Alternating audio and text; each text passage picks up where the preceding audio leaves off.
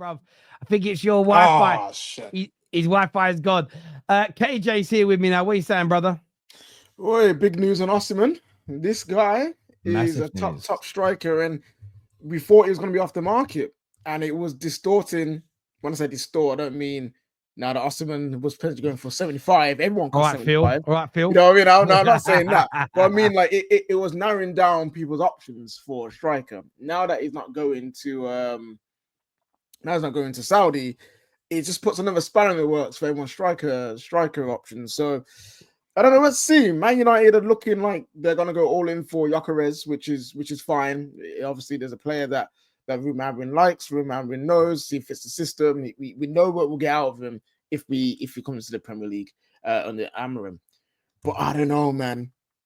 If I had the choice, Terry, you asked that caller, if you had a choice, who would you pick out of Osimhen and Gyokeres?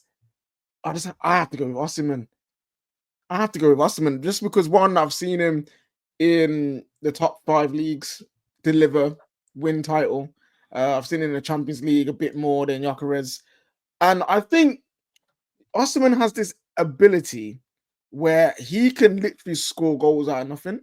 Mm-hmm. Like Gyokeres is good when he's on the run. He can make a goal happen by himself, right? But Osimhen could have the ball in the air. He will pluck it out the air. He will do a turn and score, or he'll shoot at a mad angle or score, or he will do it. He will juggle the ball while muscling off defenders and score. And I've not seen a striker do that in a long time. He's one of the only strikers who could really, in the box, just make a goal happen out of needy anything. So that's why I'd want him in there, because I'm like, okay, he gives that extra boost for us inside the box, where we've seen Rasmus Højlund with half chances, just not taking them. Xerxes, he's not really there because he wants to be a half 9 and he's never in the right position. Osimhen will be there fighting, winning balls and scoring goals that he really shouldn't. And his heading ability. Terry, we've been crying out for someone who can head the ball in the box that isn't Harry Maguire. You know? His leap is insane. His heading ability is one of the best in the world. And that will be, again, another way for Man United to score goals outside of Harry Maguire at the end of a cross. So for me, I would pick Osimhen. How likely is it though? Not very, in my opinion. I still think we will go all in for Gyokeres.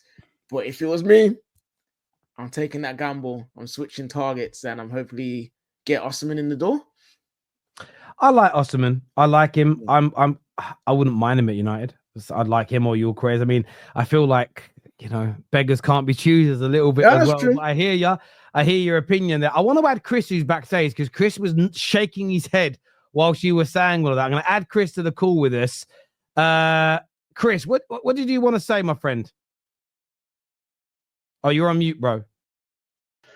So the Osimhen thing, not saying he's not a quality player, but I just think with him, I don't think he will fit Amorim's system. I think Gyokeres won't fit Amorim's system because you say in the box. Gyokeres doesn't just stay in the box. He goes wide, he goes left, he goes right, he cuts inside.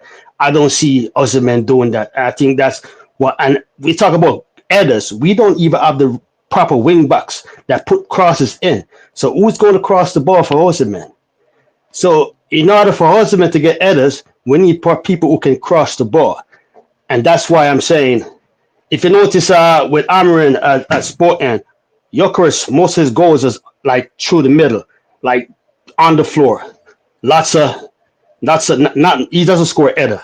So I'm just thinking that in order for us to get a proper number 9, I think Gyokeres will be the right choice. Osimhen, to me, also got attitude, and you have to look at this salary. How much is he going to want? He's not going to leave from 200,000 or 250,000 to what? How much is he earning right now? I think 250,000 a week. He's earning a good salary right now. Yeah. So he's not going to. I mean, how much we're going to pay him? 300,000. I thought we want to change the wage bills at our club. So in my opinion, he would be a good number 9 for us, but I don't think we have the players right now to accommodate a number 9 like Osimhen. Also with wing backs, Amorim doesn't play with right backs. He plays with wingers, and we ain't got wingers playing. So Amorim would need like players like if I think Mbuemo to me would be a good like wing back playing for the Amarin system. And yeah, I just all I gotta say. I appreciate I don't think, that. yeah, A great call, mate. Great points being raised there, Chris. Thank you for calling in, my friend. I appreciate it. no problem. And nice to be on the show first time. Thank you, brother. Great call. Great call. Thank you, my Peace. friend. Thank you very much indeed. You being schooled there, KJ. You got schooled. I'm joking. No, not really. Not really. Good challenge. Good challenge. But I think I want to raise a few counterpoints to what he said. First of all, I will agree with the wages situation with Osimhen. He would probably want a lot, probably more than Gyokeres. So that point, I think we can both agree on that one because we want to change the wage structure. Osimhen coming in straight at 350 or 300k, that's not going to help us. In terms of the crossing point they put in, which okay, I can understand why he would say that, but then at the same time, we've seen Dorgu put in plenty of crosses into the box this season, and he's only been here for half a season, and we see the struggles that he's had. We see Ahmad can put crosses in. We know we can put crosses in. Bruno Fernandes, he's called a ball spammer. He's called a spammer, spamming balls, spamming crosses, spamming through balls. We know he can cross. The low can cross the ball. He mentioned Mbromo to play as a wing back, who would also then cross the ball. So if we have Mbromo on the pitch and Ahmad on the pitch, there's two guys I've just mentioned there that can cross the ball. So I think the crossing thing, I don't think would really be an issue. I think we've got enough players in the team to do that. And then on this, the second point of the movement of Osimhen and compared to Gyokeres, I've seen Osimhen go out wide, run down the channel on the right hand side, run down the channel left hand side. I've seen him take people on out wide, beat them and score goals. So again, I don't think there's necessarily a massive attribute difference between Gyokeres and Osimhen to say one would clearly work more than the other in the system.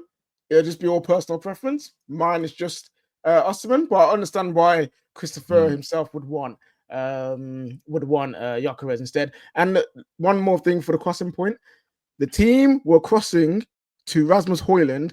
I'm pretty sure why they stopped crossing, because they realized it's Rasmus Højlund. There's that. I did see a compilation yesterday of a lot of Dorgu's crosses and balls across that 6-yard box, and I think Gyokeres' and Osimhen's will be lapping those up. A few comments here. Sheshko is going to be a Premier League winner 25-26 is what Mr. Yambo says here. This year from Pratt, who says, I hope Liverpool bid 115 plus 15 million add-ons for Wirtz and get him so they can banter City for missing out with their own numbers. Look, you're going to spend somewhere in that region to buy him. That is what is almost a guarantee here.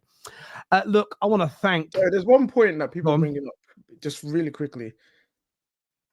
The whole thing about if we sign Mbeumo, if we sign Osimhen, then we'd have too many players away for AFCON. And me personally, I'm tired of this point. Because if Man United, one of the top teams who want to be one of the top teams in the league, who can't handle some of the players going away for AFCON, then we shouldn't be considered a top team. You know, AFCON should not be an excuse to not sign good players. Like, we should really just, but yes, it could be a concern, but we've seen many teams deal with AFCON players going out for AFCON because it's been here for the longest time. So I don't see it as a reason not to sign a quality player that improves just because he might be away for a few games. Because AFCON, not all of the players will be away for AFCON up until the end, you know? And how many games would they really miss? The AFCON is from the 21st of December to the 18th of January. Now, you probably could do research better and quicker than me, Terry, but I don't think we're going to be missing so many games that, like, oh, if they're not there, our whole season's going to collapse because everyone went to AFCON. You know, I don't believe that's an excuse not to sign anyone. So I hear you on that. Listen, viewers,